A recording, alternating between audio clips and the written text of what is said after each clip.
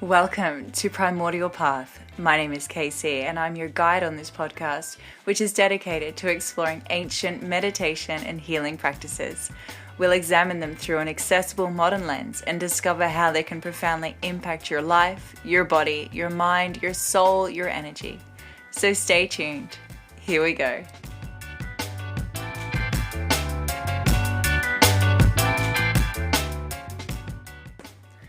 Hello and welcome back.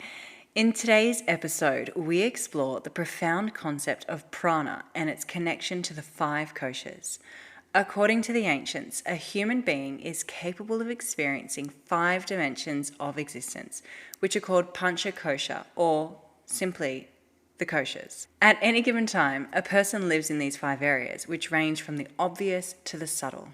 The 5 koshas are number 1, annamaya kosha, number 2, pranamaya kosha, number 3, manomaya kosha, number 4, vijnanamaya kosha, and number 5, anandamaya kosha. So if we want to think of them visually, think of them like an onion with our physical body at the center of the onion, and each kosha goes out an extra layer further from the body. So the physical body at the center, annamaya kosha is the first sheath closest to the body, and so on and so forth, with anandamaya kosha being the 5th and furthest from the body. So the body, or annamaya kosha, is the first layer or level of experience. It's the one closest to our body. The word anna means food, and the word maya means made up of. This is the most basic level of life. It is called the food sheath because it needs food, water, and air to live. This sheath also needs prana to work. You can live without food for up to 6 weeks, water for 6 days, and arguably air for 6 minutes, but if you take away your prana, you will die right away. Now, the 6 minutes without air is generally for the everyday person, as there are freedivers in the world regularly holding their breath for up to 10 minutes, hello Mr. 10 minutes, as well as others that can hold for up to 25 minutes, like the current world record holder, Mr. Budimir Sobat. But I digress, back to the koshas. The second layer is the energy field of a person, called pranamaya kosha. Here, the level of experience is more subtle than the physical body, which it permeates and maintains. The pranamaya kosha is what yoga and prana vidya are based on. Prana vidya is the practice of manipulating the pranic forces or energy in the body, which is certainly a topic for another time. Pranamaya kosha is also commonly known as the physical body's pranic, astral, and etheric equivalent. It's almost the same size and shape as the body, but it can grow and shrink. In the same way that a person's physical body looks like a person, this vital self also looks like a person. People who can see into the future see the pranic body as a bright, glowing aura around the body that comes from inside the physical body, kind of like the sun shining from behind the moon as it passes in front of it. Using a Keelian high-voltage device, scientists have seen similar results on film, such as auric photographs that are ever popular. The pranic body is more subtle and takes longer to break down than the physical body. This is why severed limbs' energy fields can be felt for a long time after the limb has been removed. We've all heard of the stories of phantom limbs. The third kosha is manomaya kosha, and it's the mental dimension. It connects the outside and inside worlds. It sends the events and feelings of the outside world to the intuitive body, and it sends the effects of the causal and intuitive bodies to the gross body. The fourth kosha is vijnanamaya kosha, which is the psychic level of experience. It has to do with the subconscious and unconscious mind. This can be present in manomaya kosha, but it is more subtle. Vijnanamaya kosha is the connection between the mind of each person and the mind of all people. Think of collective consciousness. So from this stage, the mind becomes aware of what it already knows. When this sheath is woken, a person starts to have intuitive experiences of life and see what is really going on beneath the surface. According to the ancients, this will make you wise. The fifth kosha is the state of bliss and happiness, called anandamaya kosha. This is the causal body, also called the spiritual body. It is where the most subtle prana lives and is the kosha the furthest from the physical body. So if we look at the koshas and prana in the body, we can see that all 5 are filled with prana, which feeds and supports them and keeps them in the right place. So with the help of prana, you can also move from one kosha to another. The pranamaya kosha serves as a neutral space, allowing one to move from annamaya to manomaya and so on. To move from one state to another, one must use the power of prana shakti. So when prana is activated, a person can move through the physical, mental, psychological, and spiritual worlds. Now, by piercing through each kosha, we hope to reach high levels of awareness.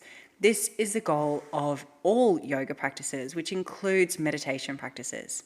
The shatkarmas, for example, have a direct effect on the annamaya kosha and the free flow of prana, which lets the awareness reach the next level, the pranamaya kosha. Asanas have a similar effect on the pranamaya kosha because they clear out the blocks in the annamaya kosha. As a person gets better at asanas, the effects become more subtle and the pranamaya kosha is affected more directly. Practicing pranayama has an effect on pranamaya kosha and a secondary effect on manomaya kosha. When the first 3 sheaths are clean, you can move on to the 4th sheath, which is the sheath of sense. How and when anandamaya kosha is broken, though, is still unknown. In the transcendental world, the effects of practices do not happen in the order that they are done. Still, the 5 sheaths are connected to each other, so what happens in one affects what happens in the others. When pranic force is turned on, it leads to the growth of healing skills. This energy can then be used to heal the wounds of life. When the manomaya kosha is clean, thoughts are clear and feelings and ego are expressed in a balanced way. There's a better understanding of different conditions and situations.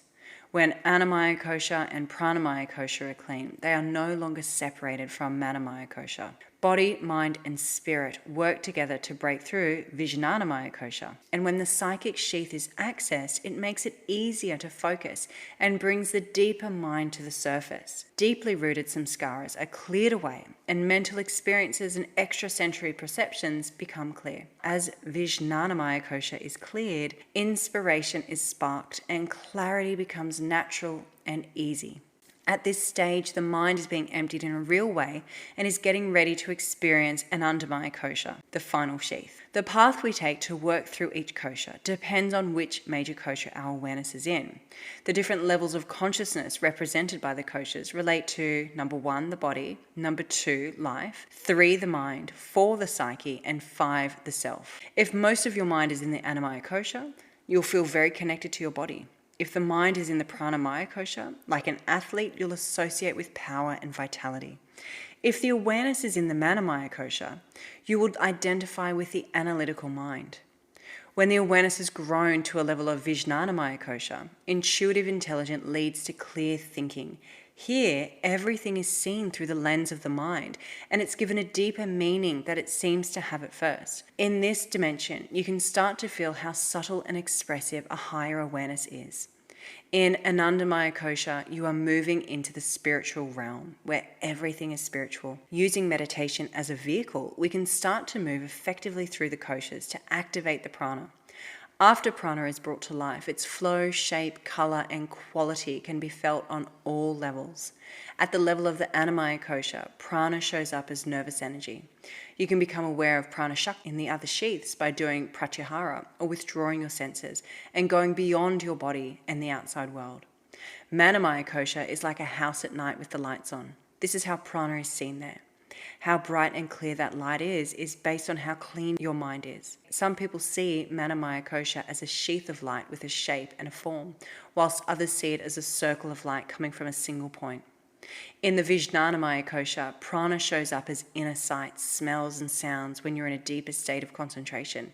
The first mental experience, on the other hand, doesn't mean that the practices have worked or that they can be stopped.